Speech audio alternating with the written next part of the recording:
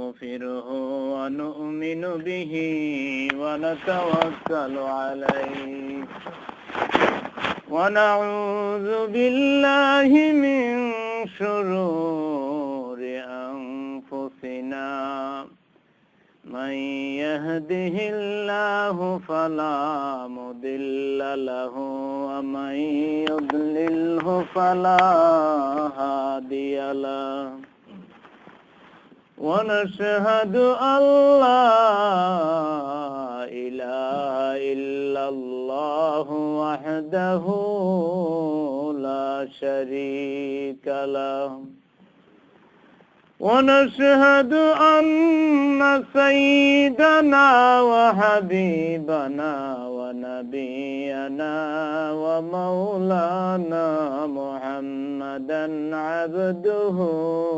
ورسوله الذي أرسله بالحق بشيرا ونذيرا وداعيا إلى الله بإذنه وسراجا منيرا أما بعد فقد قال الله تعالى في كلامه المجيد وفي فرقانه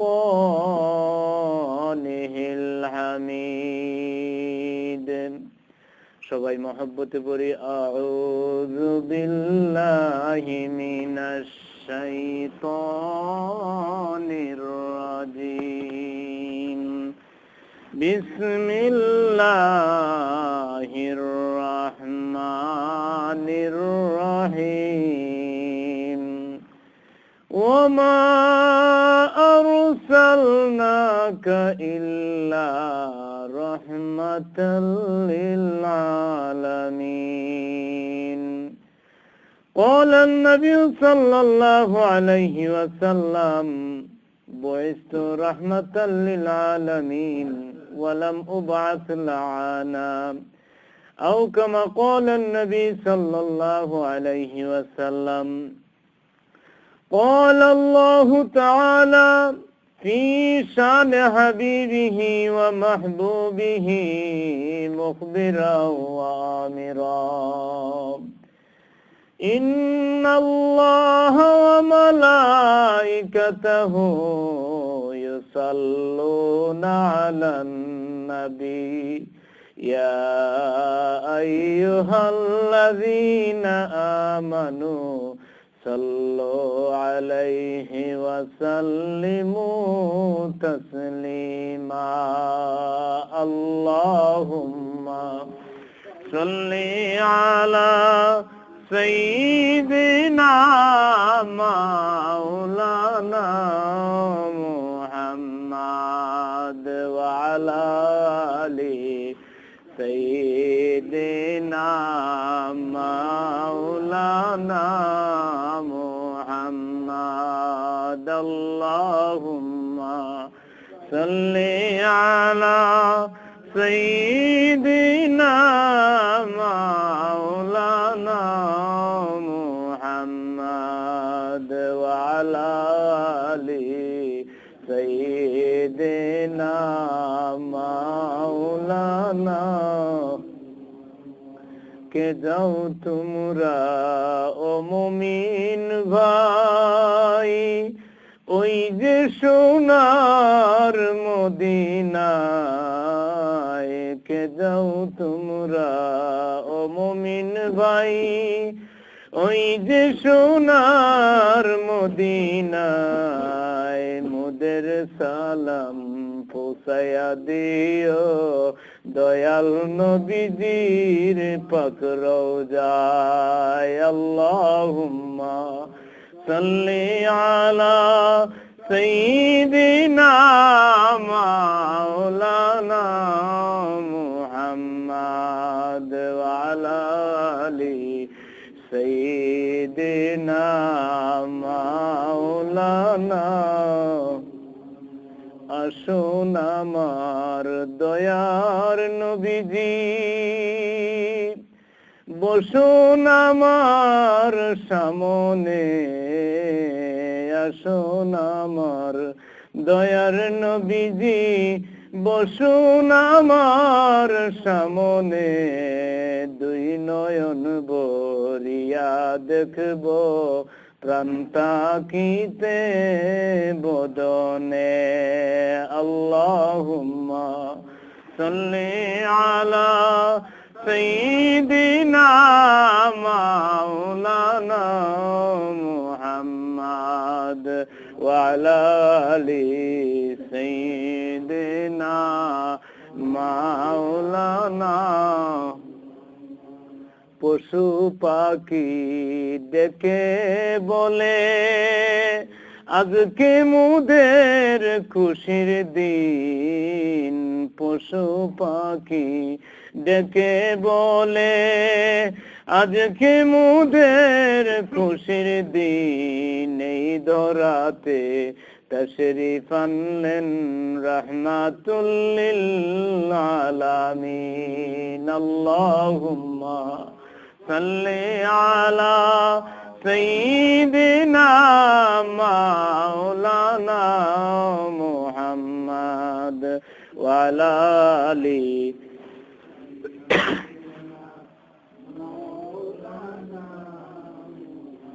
আল্লাহ আল্লাহ আল্লাহু লা ইলাহা ইল্লাহু আল্লাহ আল্লাহ আল্লাহু লা ইলাহা ইল্লাহু আল্লাহ আল্লাহ আল্লাহু লা ইলাহা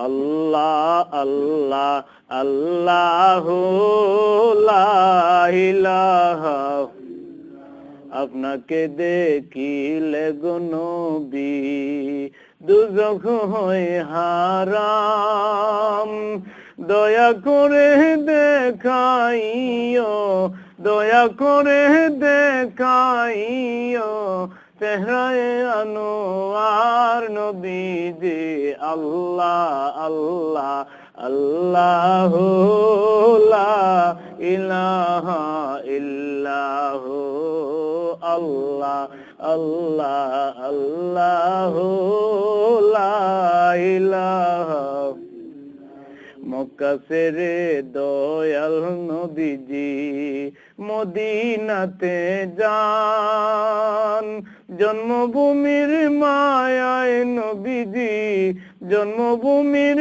মায়ায় নবীজি ফিরে ফিরে চান নবীজি আল্লাহ আল্লাহ আল্লাহু লা ইলাহা ইল্লাহু আল্লাহ আল্লাহ আল্লাহু লা ইলাহা লা ইলাহা ইল্লাল্লাহ লা ইলাহা ইল্লাল্লাহ লা ইলাহা ইল্লাল্লাহ লা ইলাহা ইল্লাল্লাহ লা ইলাহা ইল্লাল্লাহ লা ইলাহা লা ইলাহা ইল্লাল্লাহ লা ইলাহা ইল্লাল্লাহ লা ইলাহা আসমান জোফে এক আল্লাহ আর জমিন জোফে এক আল্লাহ আসমান জোফে এক আল্লাহ আর জমিন জোফে এক আল্লাহ আরে মানুষ হইয়া বলিয়া রইলাম মধুর নামটি জপলাম না লা ইলাহা ইল্লাল্লাহ লা ইলাহা সুবহানাল্লাহ ওয়ালহামদুলিল্লাহ লা ইলাহা ইল্লাল্লাহ লা ইলাহা ইল্লাল্লাহু লা ইলাহা সালাতুন ইয়া রাসূলাল্লাহ আলাইকুম সালামুন ইয়া হাবিবাল্লাহ আলাইকুম সালাতুন ইয়া রাসূলাল্লাহ আলাইকুম সালামুন ইয়া হাবিবাল্লাহ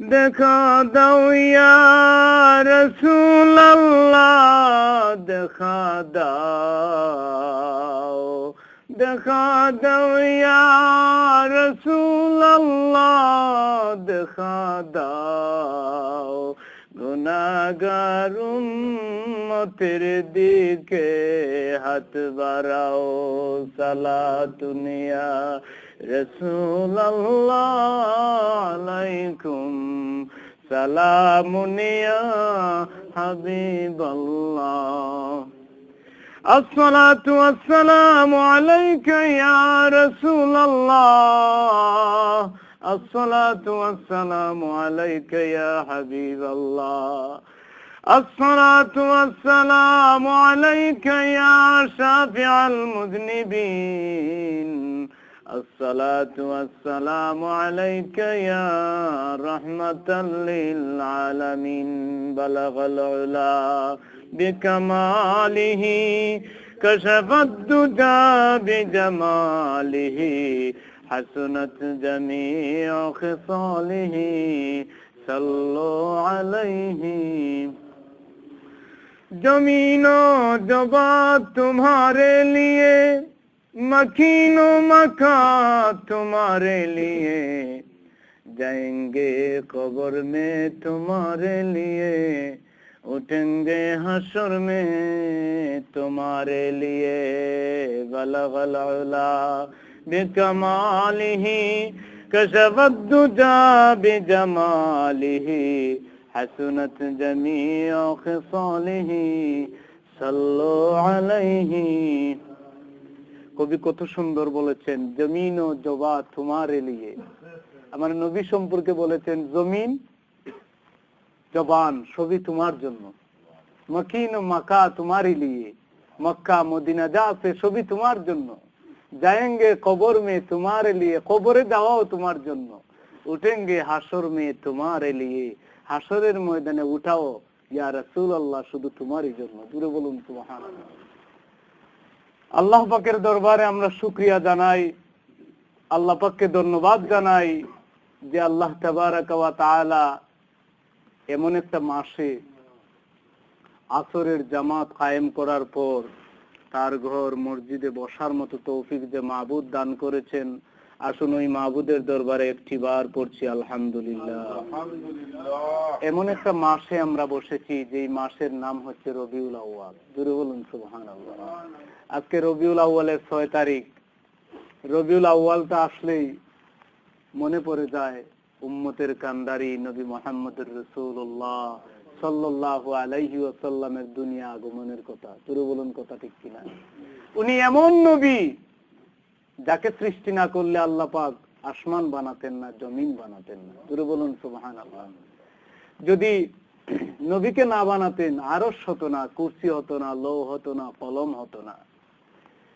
তো এমন একটা মাসে দয়াল নবীজি আগমন করেছেন যেই মাসের নাম হচ্ছে রবিউল আউয়াল আমরা অনেক সময় বলি রবিউল আউয়ালে না দিবানা রাতে এতি মহালোতে জন্ম নিলা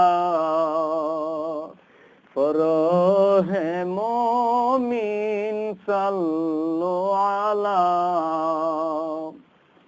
এই রবিউল আউয়াল মাসে আমার নবীজি আগমন করেছেন এমন একটা মুহূর্তে এমন একটা সময়ে যেই সময়ের নাম হচ্ছে সুবহে সাদিক জুড়ে বলুন সুবহানাল্লাহ নবীজি দুনিয়ার জমিনে আগমন করবেন এই সংবাদ অনেক আগ থেকে সকলের জানা হয়ে গেছে।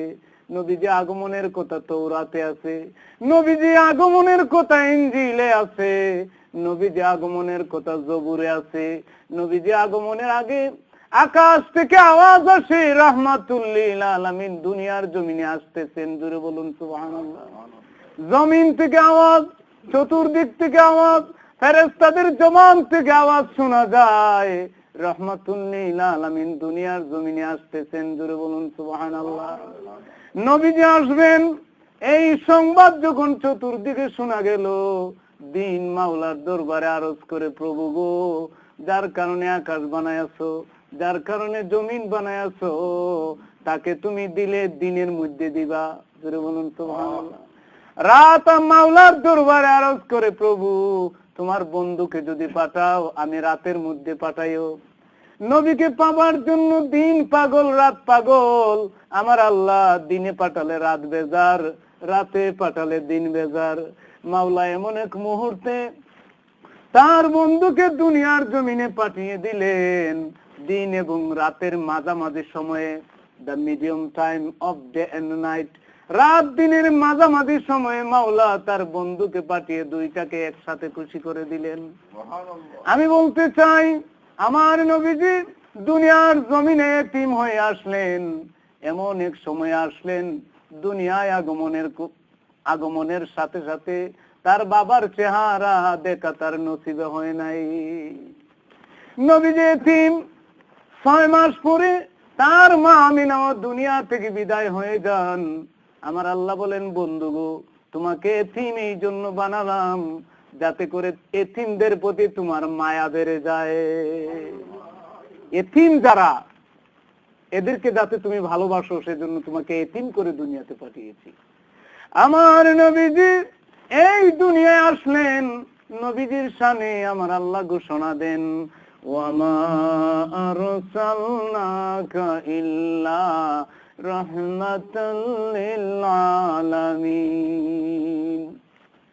আমার আল্লাহ বলেন, বন্ধু, দুনিয়ার জমিনে তোমাকে আমি বিশ্ববাসীর জন্য রহমত হিসাবে পাঠিয়েছি।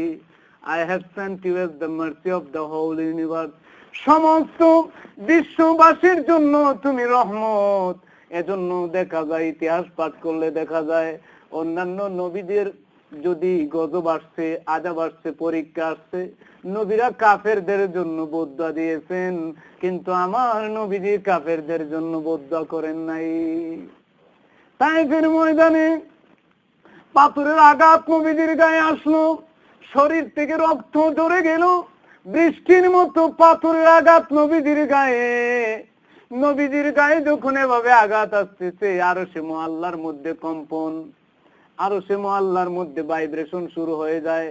ফেরেশতারা ডাক দিয়ে বলে, মাবুদ, যার কারণে আকাশ বানাইলা, জমিন বানাইলা, তায়েফের ছেলেমেয়েরা তাকে মেরে ফেলতেছে। আমার আল্লাহ বলেন, ফেরেশতারা যাও, আমার বন্ধুর কাছে যাও, তাকে গিয়ে বলো তার কোনো সাহায্যের দরকার আছে কিনা। ফেরেশতারা আমার নবীজির কাছে আসলেন, ইয়া রাসূলুল্লাহ, আপনাকে এমন ভাবে বেদম প্রহার করা শুরু করতেছে, হুজুর পারমিশন দেন, তায়েফের সমস্ত ছেলে মেয়েদেরকে পাহাড় চাপা দিয়ে আমরা মেরে ফেলবো। আমার নবীজি ডাক দিয়ে বলেন, আমার নাম আমার আল্লাহ দিয়েছেন রহমত, আমি তাদের জন্য গজবের দোয়া করতে পারি না। নূহ আলাইহিস সালামের ঘটনা শুনেন। নূহ আলাইহিস সালাম 950 বছর কালেমার দাওয়াত দিলেন, কিন্তু কালেমার দাওয়াতে মানুষ আহ্বান করে নাই মাত্র 80%।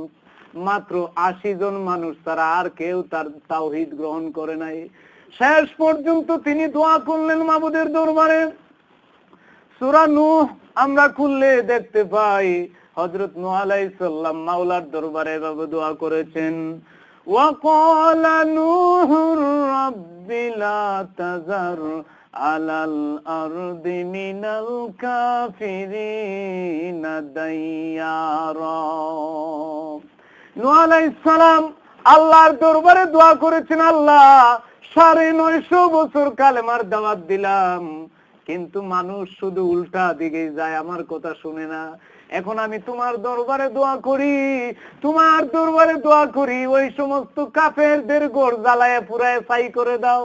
একটা কাফেরদের ঘরও বাকি রাখিও না। যদি কাফেরদেরকে জীবিত রাখো, ওরা কাফের এবং ফাসিক সন্তান জন্ম দিবে। জুড়ে বলুন নাউজুবিল্লাহ। নূহ আলাইহিস সালাম এভাবে দোয়া করেছেন, কিন্তু আমার নবী যে দোয়া করেছেন, আল্লাহ আমার উম্মতদেরকে আযাব দিও না, গজব দিও না। এদেরকে যদি তুমি আযাব দাও, এদেরকে যদি তুমি ধ্বংস করে দাও, তাহলে কে পড়বে তোমার মধুর কালেমা লা ইলাহা ইল্লাল্লাহু মুহাম্মাদুর রাসূলুল্লাহ সাল্লাল্লাহু আলাইহি ওয়াসাল্লাম। আমি বলতে চাই, আমার নবীজি আগমনের মাস রবিউল আউয়াল মাস, যে আল্লাহ এই নবী আমাদেরকে দিয়েছেন, ওই আল্লাহর শুকরিয়া জানানো আমাদের দরকার আছে কিনা? এজন্য সবাই মহব্বতে বলি আলহামদুলিল্লাহ। আল্লাহর প্রশংসা ছাড়া কোনো উপায় নাই।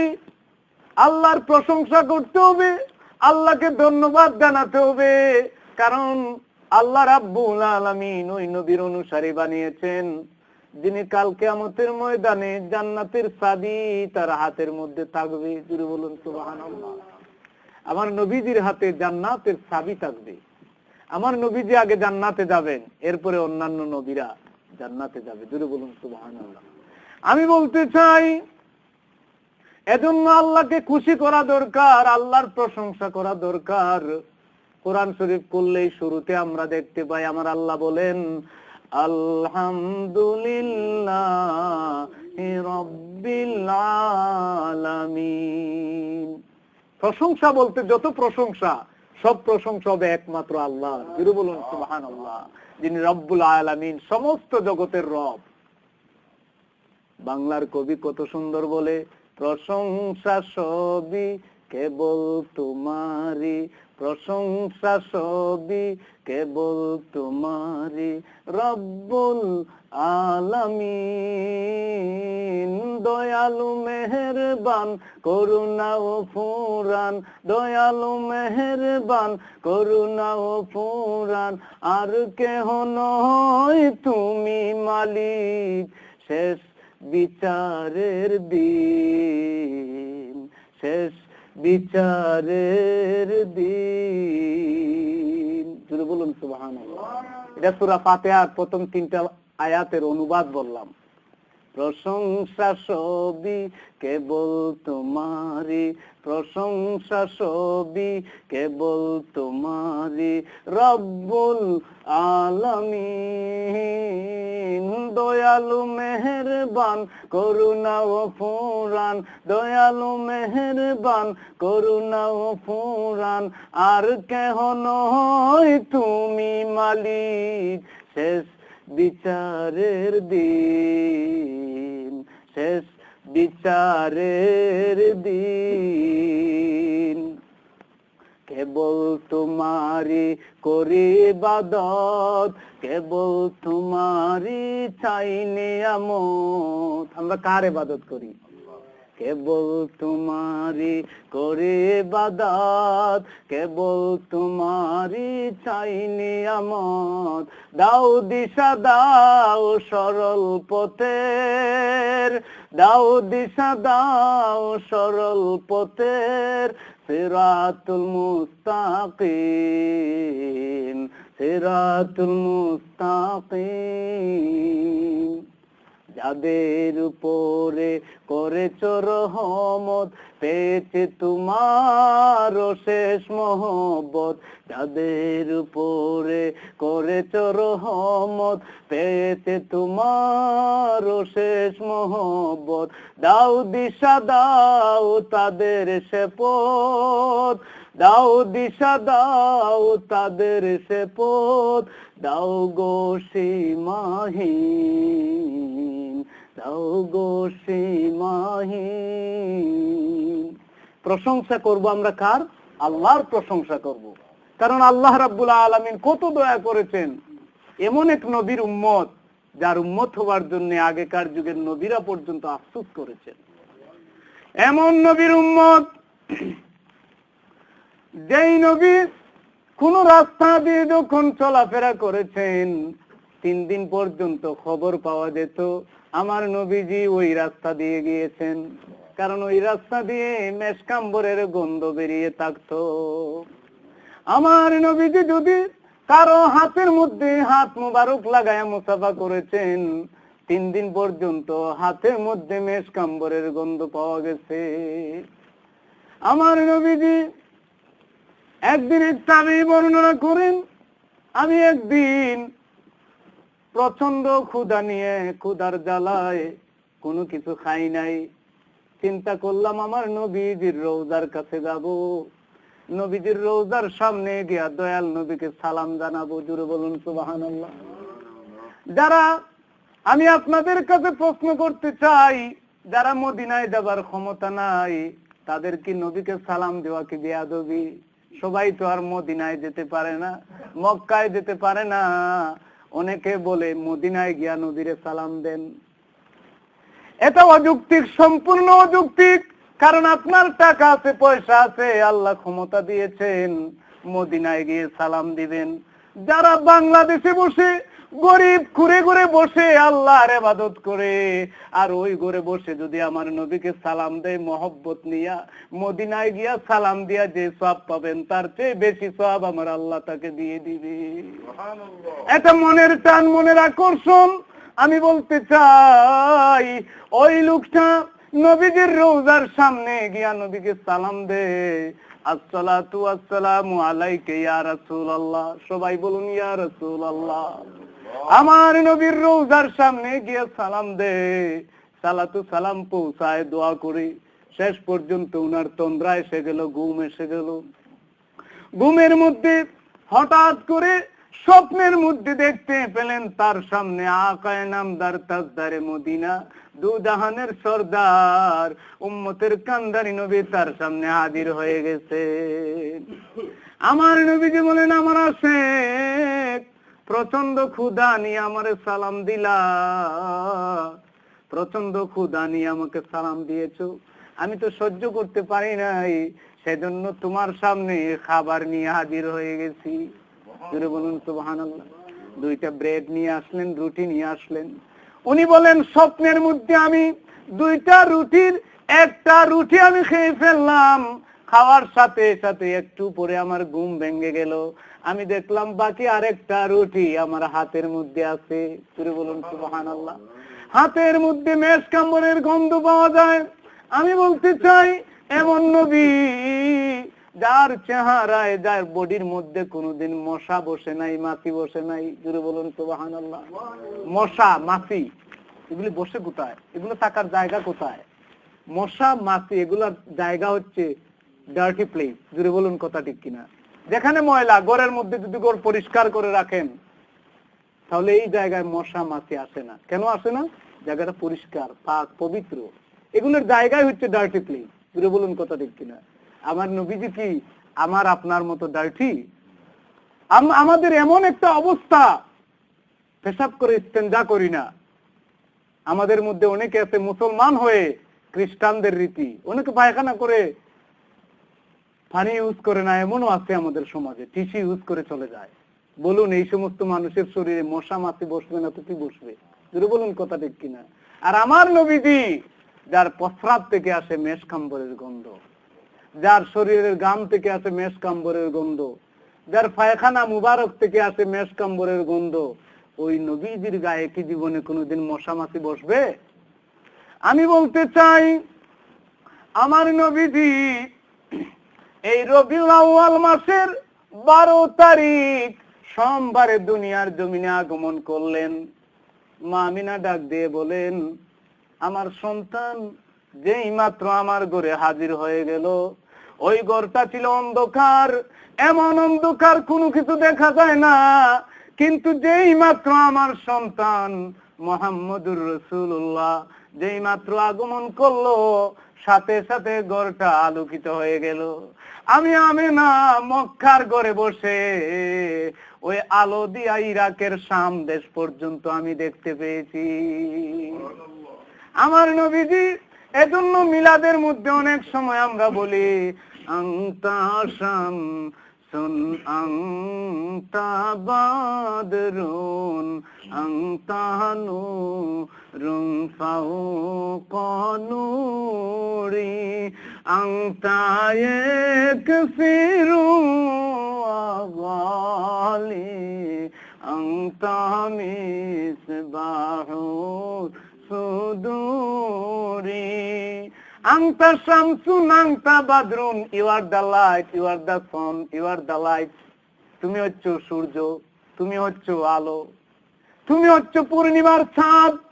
নবীকে যত দুনিয়ার মধ্যে যত ভালো ভালো জিনিস আছে ওই জিনিসের সাথে নবীকে মায়া করে মহব্বত করে কম্পেয়ার করে, আসলে নবীজি সূর্য নয়, চন্দ্র নয়, তার চেয়ে আরো বেশি গুরুত্বপূর্ণ নবী, তার চেয়ে আরো বেশি দামি নবী। কিন্তু মানুষ মায়া করে অনেকে বলে তুমি চন্দ্র, তুমি সূর্য। জোরে বলুন কথা ঠিক কিনা? তুমি পূর্ণিমার চাঁদের চেয়ে আরো সুন্দর। আমার নবীজি কত সুন্দর। আনাস রাদিয়াল্লাহু তাআলা আনহু বলেন, আমি আমার নবীকে একদিন দাওয়াত করলাম, অন্ধকার রাত, পূর্ণিমার চাঁদ আকাশে জ্বলজ্বল করছে। ঠিক এই সময় আমার নবীজি আমার বাড়িতে আসলেন। জোরে বলুন সুবহানাল্লাহ। আমার বৃদ্ধা মা আমার নবীজির সুন্দর চেহারা দেখে ঘর থেকে বেরিয়ে গেলেন। বেরিয়ে একবার নবীজির সুন্দর চেহারার দিকে তাকান, আরেকবার পূর্ণিমার চাঁদের দিকে তাকান। জোরে বলুন সুবহানাল্লাহ। আমি বললাম, মা বুঝলাম না, একবার আকাশের ওই চাঁদের দিকে তাকাও, আরেকবার আমার নবীজির দিকে তাকাও, কি ব্যাপার, কি দেখতেছো? মহিলা ডাক দিয়ে বলেন, বাবা দুইটা জিনিসের মধ্যে কম্পেয়ার করতেছি, কোন জিনিসটা সুন্দর? ওই সন্তান ডাক দিয়ে বলে, মা গো কম্পেয়ার করে কি দেখেছো? আনাস রাদিয়াল্লাহু তাআলা আনহুর মা ডাক দিয়ে বলেন, বাবা খোদার কসম করে বলি, পূর্ণিমার চাঁদের মধ্যে কলঙ্ক দেখা যায়, স্পট দেখা যায়, আমার নবীজির সুন্দর চেহারায় কোনো কলঙ্ক নাই। আয়েশা রাদিয়াল্লাহু তাআলা আনহা বলেন, দুনিয়ার মানুষ, তোমাদের একটা সূর্য আছে, যেই সূর্য দিনের বেলা উদিত হয়, পূর্ব দিকে উঠে পশ্চিমে আবার ডুবে যায়, কিন্তু জেনে রাখো আমার একটা সূর্য আছে 24 আওয়ার্স উদিত হয়। সুরে বলুন সুবহানাল্লাহ। যখন আমার নবী আমার কাছে সূর্য, গভীর অন্ধকার রাতে যদি আমার নবী আমার কাছে আসেন, মনে হয় যেন সূর্য উদয় হয়ে গেছে। অন্ধকার রজনীতে যখন আমি কোন সুই হারিয়ে ফেলতাম, আমার নবীজির আলোতে সুইটা কুড়িয়ে পেতাম। হারানো সুই অন্ধকার রাতে হারিয়ে গেছে। বলুন, অন্ধকার রাতে যদি, গভীর অন্ধকার, আঙ্গুল দেখা যাচ্ছে না, এই সময় যদি আপনার কোনো কিছু হারিয়ে যায়, তাহলে কি আপনি পাবেন? আলো ছাড়া, বাতি ছাড়া পাওয়া সম্ভব না। আয়েশা রাদিয়াল্লাহু আনহা বলেন, অন্ধকার রাতে যদি কোনো সুই হারিয়ে গিয়েছে, সুই তো ছোট্ট একটা জিনিস, এটা যদি হারিয়ে যায়, আমি নবীর নূর দিয়া, নবীর আলো দিয়া এটা খুব সহজে পেয়ে যেতাম। জোরে বলুন সুবহানাল্লাহ। সুতরাং নবী যে নূর, এ ব্যাপারে আপনাদের কোনো সন্দেহ আছে নাকি? এই কথা তো সবাই বলেন, সব আলেমরা বলেন নবী যে নূর। কারণ এই কথাটা বলেছেন আমার আল্লাহ কোরআন শরীফে, কত সুন্দর বলেছেন। 6ষ্ঠ পারায় সূরা মাইদায় আমার আল্লাহ বলেন, قد جاءكم من الله নূর, তোমাদের কাছে আল্লাহর পক্ষ থেকে এসেছে নূর। এই নূর তো আর কেউ নয়, এই নূর হচ্ছেন নবী মুহাম্মদুর রাসূলুল্লাহ। قد جاءكم من الله نور وكتاب مبين। দুনিয়ার মানুষেরা জেনে রাখো, তোমাদের কাছে নূর এসেছে এবং স্পষ্ট কিতাব এসেছে। নূর হচ্ছেন নবীজি, স্পষ্ট কিতাব হচ্ছেন কোরআনুল কারীম। এই দুইটা জিনিস হচ্ছে নূর। এই দুইটা জিনিসকে যদি আমরা আঁকড়ে ধরতে পারি, তাহলে 8খানা জান্নাত আমাদের জন্য ফ্রি হয়ে যাবে। এক হচ্ছেন নবীজি, আরেক হচ্ছে কোরআন। হযরত জাবের রাদিয়াল্লাহু তাআলা আনহু একদিন প্রশ্ন করেন, ইয়া রাসূলুল্লাহ, বলুন আমার আল্লাহ সবার আগে কি সৃষ্টি করেছেন? আমার নবীজি জবাব দেন, ও জাবের, তুমি কি জানো না আমার আল্লাহ সবার আগে সৃষ্টি করেছেন তোমার নবীজির নূর। জোরে বলুন সুবহানাল্লাহ। তোমার নবীজির নূর, অর্থাৎ আমার নূর সৃষ্টি করেছেন। আমার আল্লাহ বলেন, আমার আল্লাহ কত সুন্দর বলেছেন, লাউলা কালামা খালাকতুল আফলাক, ওগো বন্ধু যদি তোমাকে না বানাতাম এই বিশ্ব ব্রহ্মাণ্ডের কিছুই বানাতাম না। আমার নবীজি বলেন, আনা মিন নূরিল্লাহ ওয়া কুল্লু শাইইন মিন নূরি, আমি হচ্ছি আল্লাহর নূর, আর আমার নূর থেকে দুনিয়ার সমস্ত কিছু সৃষ্টি। I am the light from Allah and everything is created from my light. আমি হচ্ছি আল্লাহর নূর থেকে সৃষ্টি, আর দুনিয়ার সমস্ত কিছু আমার নূর থেকে সৃষ্টি। সুতরাং নবীজি নূরের ব্যাপারে আপনাদের কোনো সন্দেহ আসেনি? নবীজি নূর, নবীজি আলো, কারণ নবীজি আমাদেরকে আলোর রাস্তা দেখান, ভালো রাস্তা দেখাবার জন্য দুনিয়ার জমিনে আগমন করেছেন। এজন্য আমরা অনেক সময় জিকিরে বলি, হযরত জাবের প্রশ্ন গো করে, নবী গো সৃষ্টির প্রথম কি? হযরত জাবের প্রশ্ন গো করে, নবী গো সৃষ্টির প্রথম কি? আমার নবীজি জবাব দিলেন, আউয়ালু মা খালাকাল্লাহু নূরি, আল্লাহুম্মা সাল্লি আলা সাইয়্যিদিনা মুহাম্মাদ নাবিয়ানা শাফিআনা মাওলানা মুহাম্মাদ। আল্লাহ তুমি রহম করো, নসিব করো মদিনা, আরে নবীজিকে না দেখাইয়া কবর দেশে নিও না। আল্লাহ সাল্লি আলা সাইয়্যিদিনা নাবিয়ানা শাফিআনা মাওলানা। আমার মুরব্বী বাবারা, আমি বলতে চাই, আমার নবীজি নূর, আমার নবীজি রহমাতুল লিল আলামিন, আমার নবীজি দয়ার সাগর। সব কিছুর প্রতি তিনি দয়া দেখিয়েছেন। 18,000 মাখলুকাতের প্রতি তিনি মার্সি দেখিয়েছেন, দয়া দেখিয়েছেন। একবার আবু জেহেল খানায় কাবায় দাঁড়াইয়া দুটি হাত বাড়াইয়া মাওলার দরবারে দোয়া করে। যদিও আবু জেহেল কাফের, আবু লাহাব কাফের, কিন্তু তাদের বিশ্বাস ছিল এই পৃথিবীর মালিক আল্লাহ। জোরে বলুন সুবহানাল্লাহ। কারণ যাদের জ্ঞান আছে, যাদের ইলম আছে, যাদের নলেজ আছে, তারা বুঝে এত বড় আসমান, এত বড় জমিন আপনা আপনি হয় নাই, অটোমেটিক হয় নাই। আসমান জমিন কি অটোমেটিক হয়েছে? প্রতিদিন সূর্য নিয়ম মতো পূর্ব দিকে উঠে পশ্চিম দিকে ডুবে যায়। প্রতিদিন দিনের বেলা আলো, রাতের বেলা অন্ধকার, নিয়ম মতো চলছে।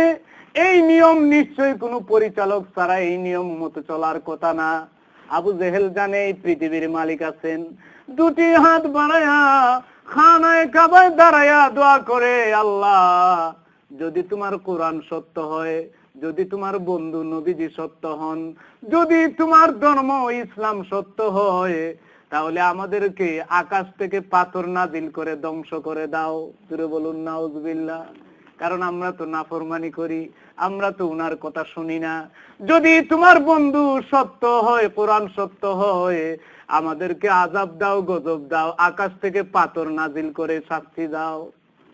এই দোয়া হযরত ওমর রাদিয়াল্লাহু তাআলা আনহু দোয়াটা শুনলেন, কিন্তু আল্লাহ পাক দোয়া তো সবার দোয়া কবুল করেন না। আবু জেহেলের দোয়া আমার আল্লাহ কবুল করেন নাই। দৌড় দিয়া ওমর রাদিয়াল্লাহু তাআলা আনহু আমার নবীজির কাছে গেলেন, ডাক দিয়া বলেন, ইয়া রাসূলুল্লাহ, আমি আজকে শুনলাম আবু জেহেল দুটি হাত বাড়ায়া মাওলার দরবারে দোয়া করে, যদি কোরআন সত্য হয়, যদি মুহাম্মদ সত্য নবী হন, তাহলে আকাশ থেকে পাথর নাজিল করে আমাদের ধ্বংস করে দাও। আমি জানতে চাই, আল্লাহ তো এই দোয়া কবুল করলেন না, তাহলে কি আপনি মিথ্যা নবী? তাহলে কি কোরআন মিথ্যা কিতাব? আল্লাহ তো কবুল করেন নাই। ওমর রাদিয়াল্লাহু তাআলা আনহুর মনের মধ্যে কনফিউশন, মনের মধ্যে দ্বিধা দ্বন্দ্ব সৃষ্টি হয়ে গেল। সাথে সাথে আমার আল্লাহ বলেন, জিবরাইল দেরি করবা না, ওমরের মতো একজন লোক ইসলাম কবুল করে খাঁটি মুসলমান হয়েছে, তার মনের মধ্যে দ্বিধাদ্বন্দ্ব থাকতে পারে না।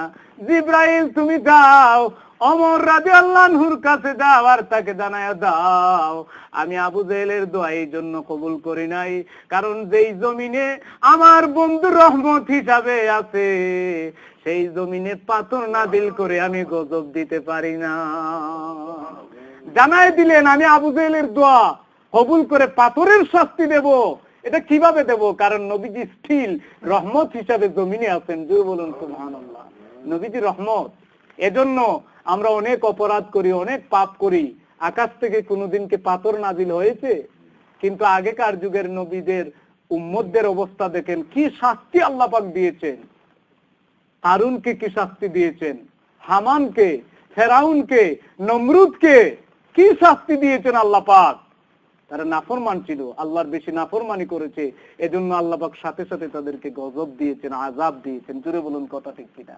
আর আমার নবীজি দোয়া করেছিলেন, আল্লাহ আমার উম্মতরা দুর্বল, অপরাধ করবে, ভুল করবে, কিন্তু সাথে সাথে গজবটা দিও না, তাদেরকে চান্স দিও, give them chance to correct themselves, তাদেরকে শাস্তি দিও যাতে তারা নিজেরা সংশোধন হতে পারে। জোরে বলুন সুবহানাল্লাহ। আমার আল্লাহ এই শেষ নবীর উম্মতদের জন্য কত কনসিডার করেছেন। শয়তান আল্লাহকে বলেছে যে আদমের কারণে আমি জান্নাত থেকে বেরিয়ে এসেছি, ওই আদম সন্তানদেরকে আমি পথহারা করব, আমি তাদেরকে নাফরমান বানাবো। আমার আল্লাহ বলেন আখিরি জামানার নবীর উম্মতদের জন্য একটা বৈশিষ্ট্য জেনে রাখো, যদি আমার আখিরি জামানার নবীর উম্মতেরা সারা জীবন পাপ করতে করতে এক সময় যদি তার পাপের কথাটা স্মরণ করে আর চোখের পানি ছেড়ে দেয় আর দুটি হাত বাড়ায়া গভীর রজনীতে তওবায়ে নাসুহা করে খান দেয়ার বলে, আল্লাহ আমি অপরাধ করেছি, আর গুনাহ করব না, আমাকে মাফ করে দাও, আমি আল্লাহ কথা দিলাম তার জিন্দেগির গুনাহ মাফ করে দেব। জোরে বলুন সুবহানাল্লাহ। কেউ যদি সাকরাতুল মউতের সময়, প্রথমে আল্লাহ বলেছিলেন যদি তার মৃত্যুর কয়েক বছর আগে সে তওবা করে তাহলে মাফ করে দিব। নবীজি আরজ করলেন, আল্লাহ মৃত্যুর কয়েক বছর আগে না, আর একটু কনসিডার করো। আমার আল্লাহ বলেন যদি তোমার কোন উম্মত সাকরাতুল মউতের সময় মৃত্যুর সামান্য আগে যদি কালেমায়ে তাইয়্যিবা লা ইলাহা ইল্লাল্লাহু মুহাম্মাদুর রাসূলুল্লাহ পড়ে দুনিয়া থেকে বিদায় হয়ে আসতে পারে, আমি কথা দিলাম তাকে জান্নাতে আমি প্রবেশ করাবো। জোরে বলুন সুবহানাল্লাহ। মান ক্বালা লা ইলাহা ইল্লাল্লাহ ফাদাখালাল জান্নাহ, যে ব্যক্তি একবার বলবে লা ইলাহা ইল্লাল্লাহ, আল্লাহ পাক তাকে জান্নাতের স্বাদ তাকে দিবেন ইনশাআল্লাহ। তো যারা নাফরমানি করে তাদেরকে প্রথমে কিছু পানিশমেন্ট তো আল্লাহ পাক দিবেন, এরপরে আল্লাহ পাক তাকে জান্নাতের সুযোগ দিয়ে দিবেন। জোরে বলুন সুবহানাল্লাহ। একবার নবীজির এক সাহাবী আলকামা, নবীজির সাহাবী, আর নবীজির সাহাবীদের কত দাম। নবীজির সাহাবী এমন একজন সাহাবী, নাম তার ইমাম ওয়াহশী। ওই সাহাবীর শান সম্পর্কে আমার নবীজি বলেছেন, ইমাম ওয়াহশী যে গুড়া চালায়া যায়, ওই গুড়ার পায়ের নিচে দুলি থাকে, দুলির মর্যাদা আর সমস্ত মানুষের মর্যাদা সমান হতে পারে না। জোরে বলুন সুবহানাল্লাহ। সাহাবীদের কত দাম। আমার নবীজি বলেছেন আমার একজন সাহাবী আকাশের জন্য এক একটা স্টার। জোরে বলুন সুবহানাল্লাহ। আসহাবী কান নুজুম, my friends, every friend is like the star.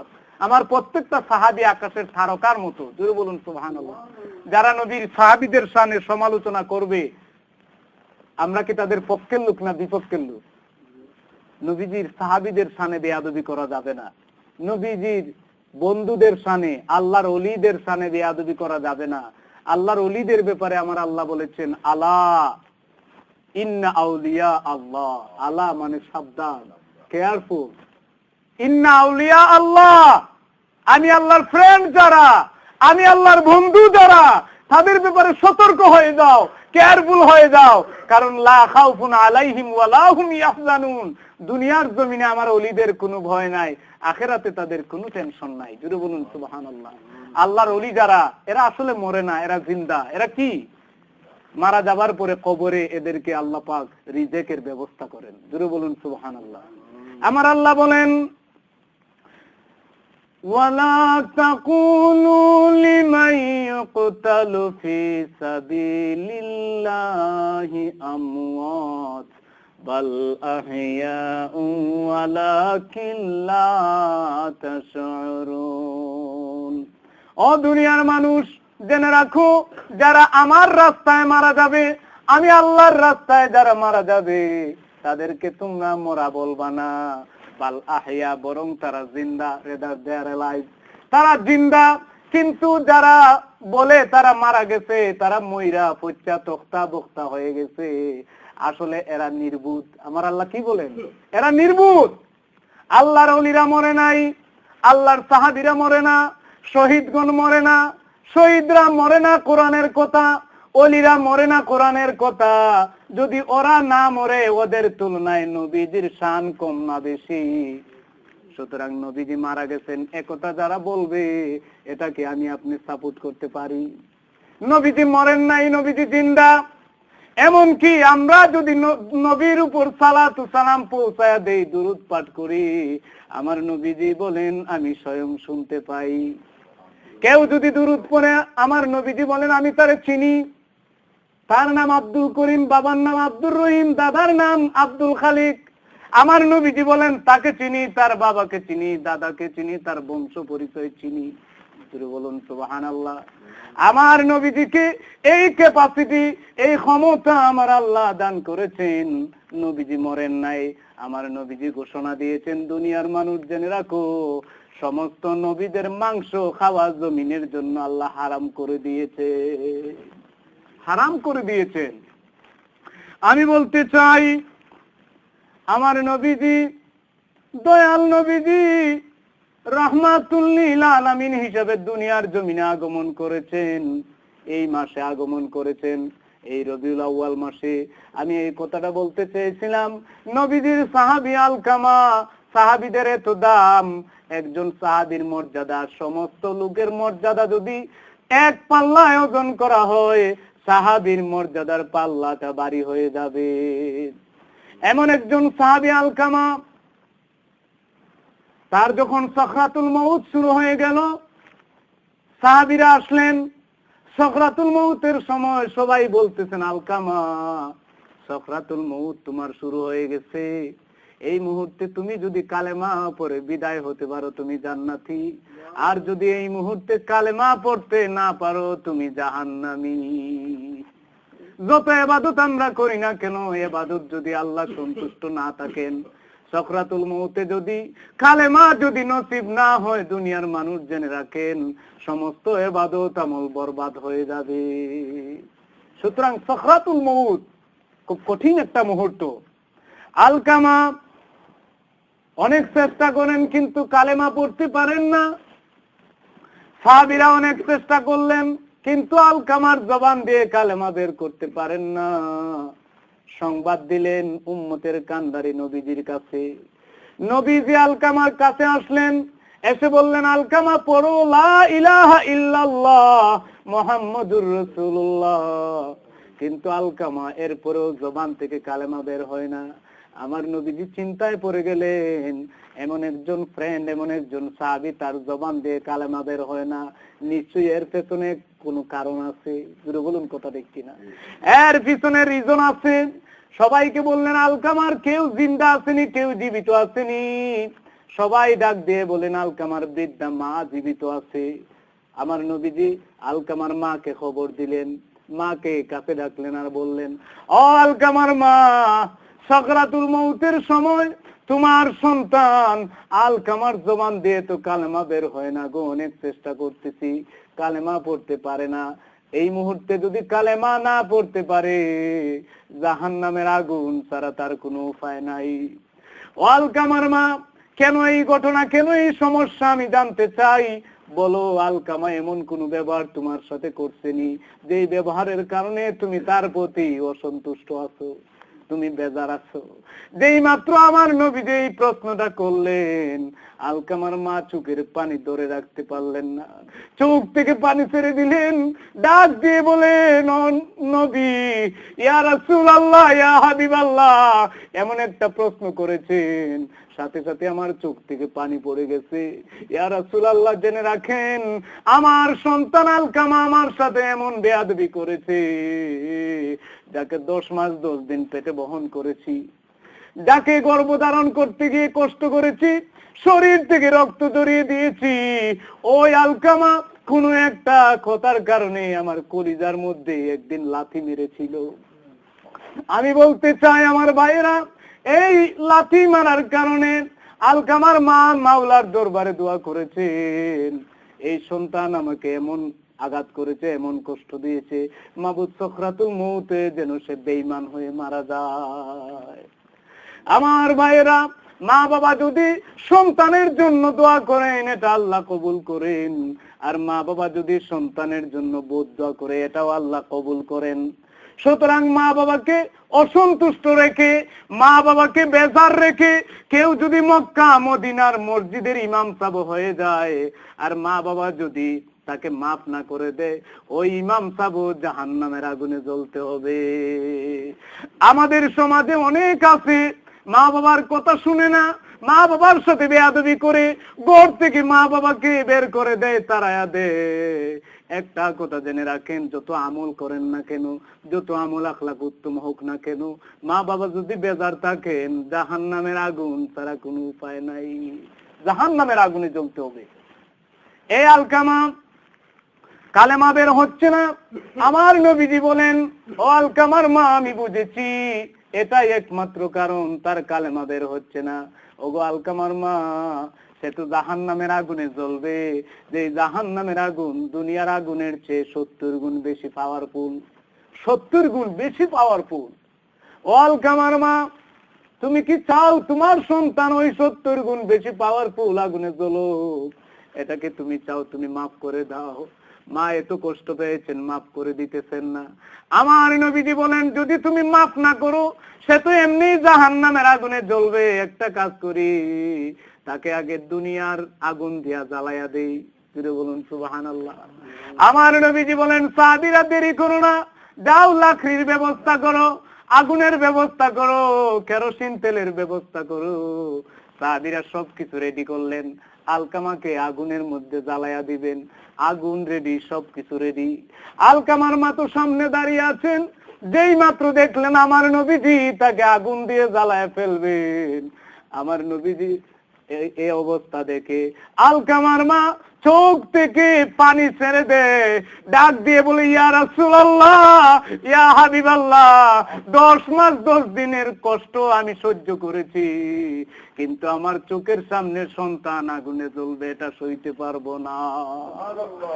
ইয়া রাসূলুল্লাহ, আমি মাফ করে দিলাম। যেই মাত্র মা সন্তানকে ক্ষমা করে দিলেন, সাথে সাথে আলকামার জবান থেকে বেরিয়ে আসে, লা ইলাহা ইল্লাল্লাহু মুহাম্মাদুর রাসূলুল্লাহ। আমি বলতে চাই, এই কালেমা এমন একটা কালেমা, এটা আমার নবীজির কালেমা, এটা আমার কালেমা, আপনার কালেমা। এই কালেমা ছাড়া কেউ জান্নাতে যেতে পারবে না। লা ইলাহা ইল্লাল্লাহ মুহাম্মাদুর রাসূলুল্লাহ, এখানে 26টা অক্ষর রয়েছে। লা ইলাহা ইল্লাল্লাহর মধ্যে 12টা অক্ষর, মুহাম্মাদুর রাসূলুল্লাহর মধ্যে 12টা অক্ষর। দিন রাত 24টা ঘন্টা দিয়ে আমার আল্লাহ বানায় রেখেছেন। জুড়ে বলুন সুবহানাল্লাহ। অর্থাৎ এই 24 ঘন্টা একমাত্র আমার আল্লাহর নাম হবে, আমার নবীজির নাম হবে। জুড়ে বলুন সুবহানাল্লাহ। আমার আল্লাহর জিকির হবে, আমার নবীজির জিকির হবে। নবীজি রহমাতুল লিল আলামিন, আর আল্লাহ হচ্ছেন রব্বুল আলামিন। জুড়ে বলুন সুবহানাল্লাহ। আমার নবীজি তিনি রহমত। তিনি কেমন রহমত? আমার নবীজি যে কত রহমত। একদিন আমার নবীজি কয়েকদিন ধরে না খেয়ে আছেন, একাধারে 10 থেকে 15 দিন নবীজি না খেয়ে আছেন। আমাদের মধ্যে এমন অনেক, যদি একক তো খাবার ঠিক মতো না পায়, মা বাবাকে গালিগালাজ শুরু করে, স্ত্রীকে গালিগালাজ শুরু করে, অধৈর্য হয়ে যায়, আল্লাহর উপর বেসুবর হয়ে যায়। কিন্তু আমার নবীজি একাধারে দিনের পর দিন না খায়া থাকতেন।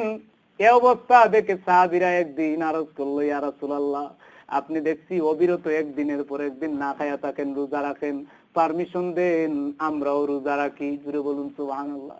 ইফতারও করেন না, সাহরিও করেন না, একে বলে সাওমে ইসাল। আপনি এগুলি করেন, আপনি পারমিশন দেন, আমরাও এভাবে রোজা রাখবো। জুড়ে বলুন সুবহানাল্লাহ। আমার নবীজি ডাক দিয়ে বলেন, সাহাবীরা তোমরা বলতেছো আমি খাই না, জেনে রাখো আমার আল্লাহ আমাকে খাওয়ান, আমার আল্লাহ আমাকে পান করান। তোমরা এটা পারবে না, তোমরা তো আমার মতো না। আমার নবী যে না খেয়ে আছেন, টুট মুখ শুকায় গেছে।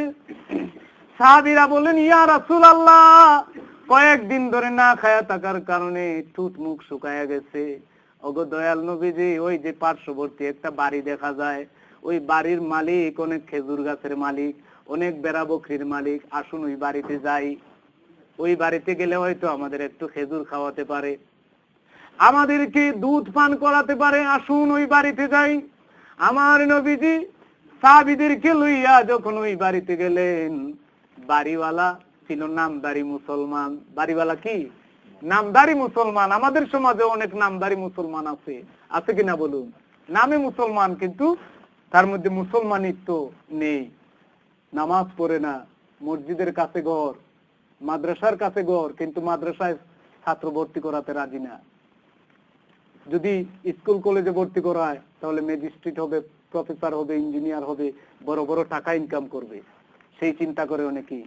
কিন্তু মাদ্রাসায় ভর্তি করলে লাভ কি হবে এটা তো আমাদের জানা দরকার। মাদ্রাসায় পড়ালে একটা সন্তান বাবার সামনে দাঁড়িয়ে বিতর্ক করতে পারে না, জোরে বলুন কথা ঠিক কিনা? মা বাবার বেয়াদবি করতে পারে না, কারণ তার অন্তরে থাকবে নবীজির প্রেম, তার অন্তরে থাকবে কোরআনের প্রেম। কোরআনের মধ্যে আমার আল্লাহ ঘোষণা করেছেন, মা বাবার শানে বেয়াদবি করা তো দূরের কথা, ধমক দেওয়া তো দূরের কথা। ওয়ালা তাকুল্লাহুমা উফফিউ ওয়ালা তানহারহুমা ওয়া কুল্লাহুমা কাওলান কারীমা। তোমরা ধমক দিও না, এমন কি রাগ করে উফ শব্দটাও বলবো না। জোরে বলুন সুবহানাল্লাহ। উফ শব্দটাও বলো না, সম্মানজনক কথা বলো, ভদ্রভাবে কথা বলো। এই সন্তান যখন আলিম হবে, এই সন্তান যখন ভালো হবে, আপনি মারা যাবার পরে আর মসজিদের ইমাম সাহেবকে বলতে হবে না, ইমাম সাহেব আমার বাবার জানাজাটা পড়ান। মুয়াজ্জিনকে বলতে হবে না, আমার বাবার জানাজা পড়ান। সন্তান যখন দাঁড়িয়ে দুটি হাত বাড়িয়ে মাওলার দরবারে বলবে, আল্লাহ আমার মা বাবা ছোটবেলায় যেভাবে লালন পালন করেছেন, তুমিও আমার মা বাবাকে সেভাবে লালন পালন করো। আমার আল্লাহর সাথে সাথে তার বাবার জিন্দেগির গুনাহগুলি মাফ করে দিবেন। আমি বলতে চাই, এক লোক নিয়ত করেছে, স্ত্রীকে বলেছে আমার এই সন্তানকে মসজিদে ভর্তি করাবো। ছোট্ট সন্তান, তখনও পড়ার সময় হয়নি, নিয়ত করেছে। জোরে বলুন সুবহানাল্লাহ। নিয়ত করার কিছুদিন পরে ওই লোকটা মারা গেল, কিন্তু স্ত্রী তার স্বামীর কথাটা মনে আছে। সন্তান যখন আস্তে আস্তে বড় হলো, স্বামী আল্লাহর ইবাদত করতে পারে নাই, কিন্তু মানত করেছে আমার সন্তানটাকে মাদ্রাসায় ভর্তি করবা। ওই লোকটা যখন মারা গেল, মারা যাবার পরে লোকটার পাপ অনুযায়ী যখন শাস্তি শুরু হয়ে গেল, আর স্ত্রী যখন সন্তানকে মাদ্রাসায় ভর্তি করালো, প্রথম দিন ভর্তি হয়ে সন্তান যখন শিক্ষকের কথা মতো, শিক্ষক যখন বলেছে পড়ো আমার সাথে বিসমিল্লাহির রহমানির রহিম, যেই মাত্র এই আয়াতের মধ্যে শিশু ছেলেটা টান দিল, আমার আল্লাহ কবরের ফেরেশতাদেরকে ডাক দিয়ে বলেন ফেরেশতারা, ও ফেরেশতারা, যেই লোকটারে তোমরা আযাব দিচ্ছ, শাস্তি দিচ্ছ, ওই লোকটার সন্তান আমাকে রহমান রহিম নাম ধরে যখন ডাক দিল, আর দেরি করিস না, কিয়ামত পর্যন্ত ওই সন্তানের বাবার আযাবটা বন্ধ করে দে। সুতরাং আমি বলতে চাই, দুনিয়ার লাভ দেখবেন না, আখিরাতের লাভ দেখা দরকার। ওয়া আসারাল হায়াতাদ দুনিয়া, আমরা তো দুনিয়াকে প্রাধান্য দিতেছি, দুনিয়ার পাগল হয়ে গেছি, আখিরাতের পাগল হতে হবে। জোরে বলুন কথা ঠিক কিনা? আখিরাতের পাগল, আখিরাতকে প্রাধান্য দেব। যারা বুঝে যে মরতে হবে, কবরে যেতে হবে, হাসরে উঠতে হবে, মিজানের পাল্লা ওজন হবে, ফুলসিরাত পার হতে হবে, জাহান্নামের আগুনে জ্বলতে হবে, এই জিনিসটা যাদের অন্তরে আছে, তারা কোনোদিন মা বাবার সাথে বেয়াদবি করে না, তারা কোনোদিন নামাজ ছাড়তে পারে না, তারা কোনোদিন আল্লাহর শানে, রাসূলের শানে বেয়াদবি করতে পারে না। জোরে বলুন কথা ঠিক কিনা? এজন্য কোরআন শরীফে বেশিরভাগ কবরের কথা, হাসরের কথা, মিজানের কথা, ফুলসিরাতের কথা, জান্নাত জাহান্নামের কথা, প্রায় সবটা সূরাতেই অধিকাংশ সূরাতেই এইগুলির কথা খুব বেশি আমার আল্লাহ পাক বলেছেন। মুফাসসিরে কেরামগণ বলেছেন কবর, হাসর, মিজান, ফুল, সিরাত সম্পর্কে আল্লাহ যত কথা বলেছেন, যদি কোরআনকে 3 ভাগ করা যায়, 1 ভাগের সমানই হচ্ছে শুধু এই সম্পর্কে, আখিরাত সম্পর্কে কথা। জোরে বলুন সুবহানাল্লাহ। আফটার লাইফ সম্পর্কে কথা। আমাদের আফটার লাইফ স্টার্ট হয়ে যাবে আফটার আওয়ার ডেথ। আমাদের মৃত্যুর পরেই আমাদের আফটার লাইফ স্টার্ট হয়ে যাবে। সেখান থেকেই কেউ আর ইংলিশে বলতে পারবে না। কবরে যাওয়ার পরে যখন ফেরেশতারা বলবে